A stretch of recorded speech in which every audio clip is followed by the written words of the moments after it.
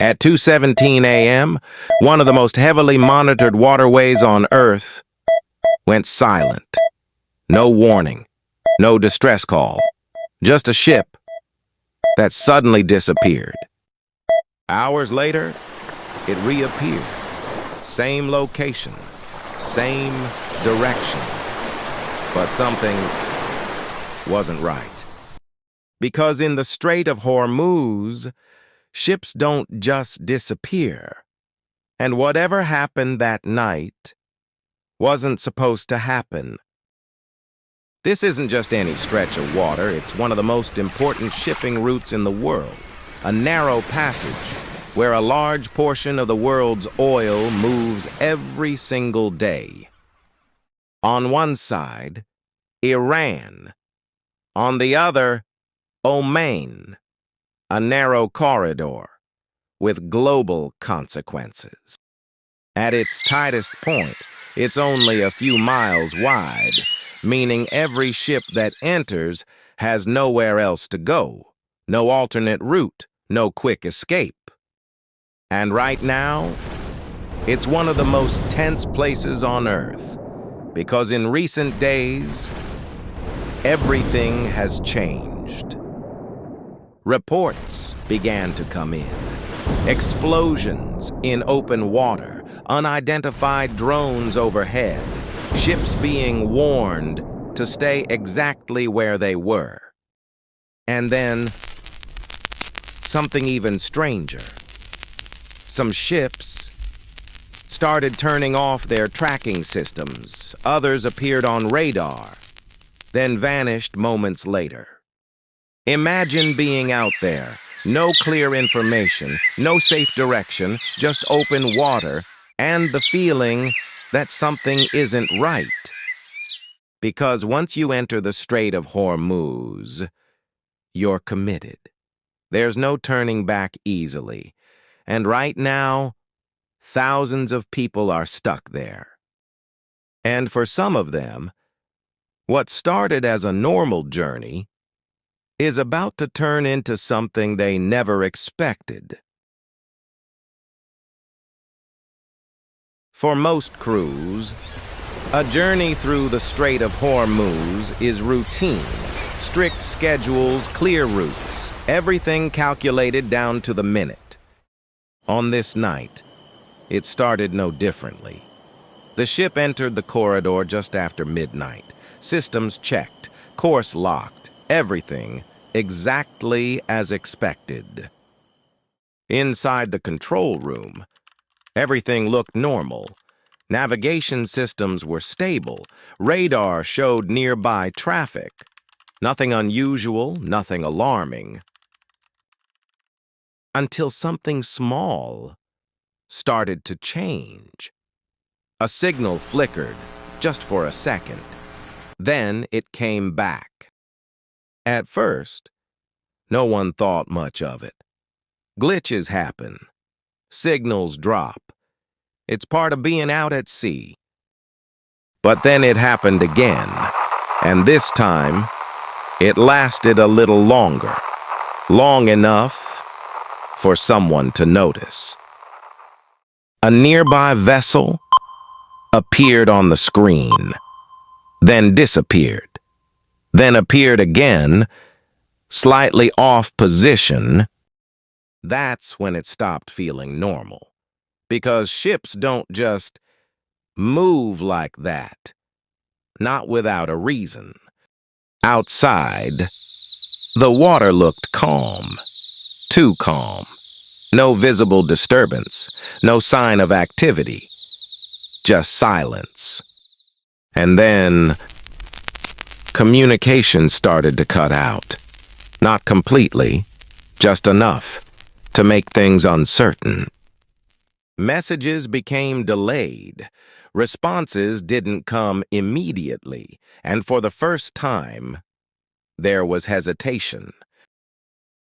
Because in a place like the Strait of Hormuz, you rely on constant communication, and when that starts to break, so does your sense of control. And that's when the realization started to set in. This wasn't just a glitch. Something was happening. They just didn't know what. And whatever it was, they were already in the middle of it. For a while, nothing else happened. Just silence, static, and a growing sense that something wasn't right. The crew stayed alert, watching the radar, checking systems, waiting for something, anything, to explain it. And then it happened. Not on their ship, but close enough to feel.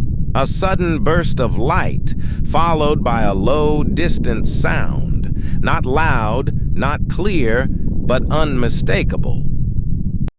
For a moment, no one spoke, because everyone was thinking the same thing. That wasn't normal.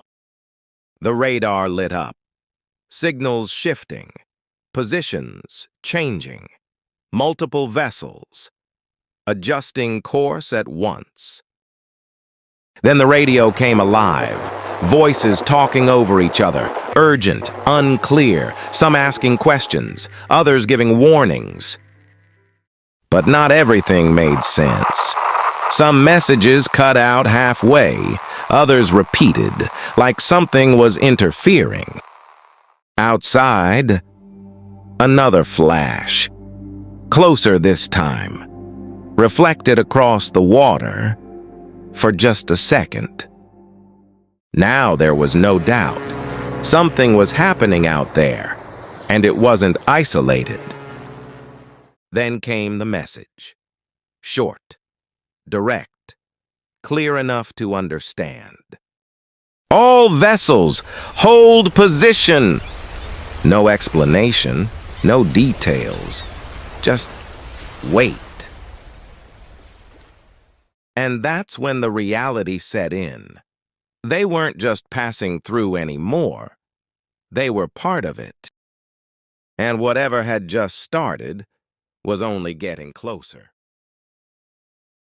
At first, everyone followed the order. Engines slowed, routes paused, ships held position, exactly where they were. For a moment, it almost felt controlled, like whatever was happening was being managed. Then one of the signals disappeared. No warning, no message, just gone. At first, it didn't seem like much. Ships lose signal sometimes. It happens. But then another one vanished, and then another, each one gone in the same way. No distress calls, no alerts, just empty space where ships were supposed to be. The radio filled with questions. Do you still see them? Was that signal real? Where did they go? No clear answers. And then something even stranger happened. One of the ships came back. Same name, same position, but slightly off, just enough to not feel right. Its movement didn't match its previous course. Its speed didn't match the conditions, and its signals didn't fully make sense. Some crews started calling them ghost ships because they were there, but not the way they should be. And now, no one was sure what to trust. The radar, the radio, or what they could see with their own eyes. Because in a place like the Strait of Hormuz, certainty matters. And right now, there wasn't any.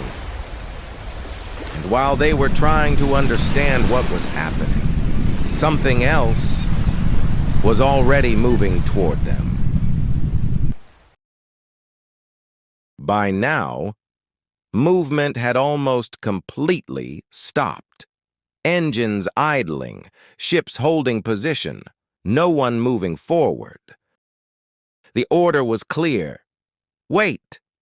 No destination updates, no new instructions. Just stay where you are. But the longer they waited, the more things didn't feel right. Because the situation wasn't stabilizing. It was changing. More ships were going silent. Some stopped responding completely. Others stayed visible, but didn't move at all. Fuel calculations started to matter. Time started to matter, because waiting out here wasn't part of the plan. And neither was uncertainty. No one knew how long this would last. Hours, days, or longer. The radio still worked. Sometimes. But the messages didn't always make sense. Different voices, different instructions, conflicting information. Some ships were told to stay, others were told to prepare to move, but no one seemed to know what was actually happening. And then came the realization. They weren't just delayed, they were trapped. Because in the Strait of Hormuz, space is limited, and when everything stops, there's nowhere else to go. Behind them, more ships were arriving. Ahead of them, no one was leaving. And somewhere out there, the cause of all this was still active. The longer they stayed, the more exposed they became. No cover, no protection, just open water and uncertainty. And now, it wasn't just about understanding what was happening. It was about surviving it. Because while they were waiting, something else was already closing in. What was happening inside the Strait of Hormuz was no longer just a local problem. The world was starting to notice. Because this narrow stretch of water that connects to something much bigger, energy, trade, entire economies. And when movement here slows down, everything else begins to feel it, almost immediately. Shipping companies began raising alarms. Routes were being delayed. Cargo was being held back, and no one knew how long it would last. Insurance costs surged. Risk levels increased, because sending a ship through no longer felt safe. Some vessels turned back before even entering. Others stayed far away, waiting for clarity. But for those already inside, there was no easy way out. They were still waiting, still watching, still unsure. Then came another shift. Military presence increased. More vessels entered the region, but not for trade. Surveillance intensified. Airspace monitored, every movement tracked more closely than ever. Because whatever was happening was no longer being treated as an accident. It was being taken seriously, and preparations were being made for something bigger. Meanwhile, back in the strait, nothing had improved. If anything, it was getting worse. More signals were disappearing, more confusion spreading, and still no clear explanation. And now, the entire world was watching, waiting to see what would happen next. Because whatever this was, it wasn't over yet. By now, everyone was asking the same question. What exactly was happening inside the Strait of Hormuz. There were no clear answers, only fragments, reports, signals, moments that didn't fully connect.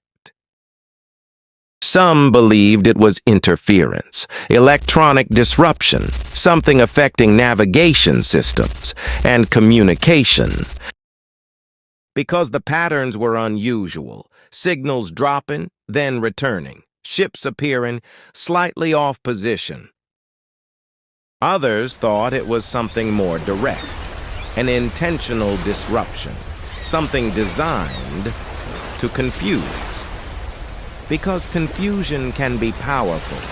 If ships don't know where others are, they slow down, they hesitate, they stop. And when everything stops, the entire system feels it. Not just in the water, but far beyond it.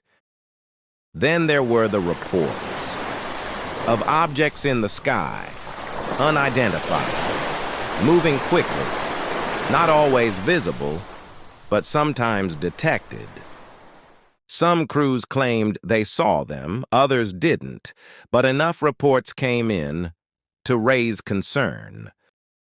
And then there were the ghost ships, vessels that disappeared and returned, but not exactly the same.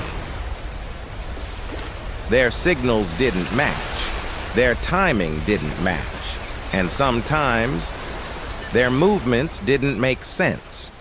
So, what was it? Interference? Deliberate disruption? Something else entirely? The truth is, no one out there knew for sure. Not the crews, not the operators, not even those watching from afar. But one thing was becoming clear. Whatever was happening wasn't random.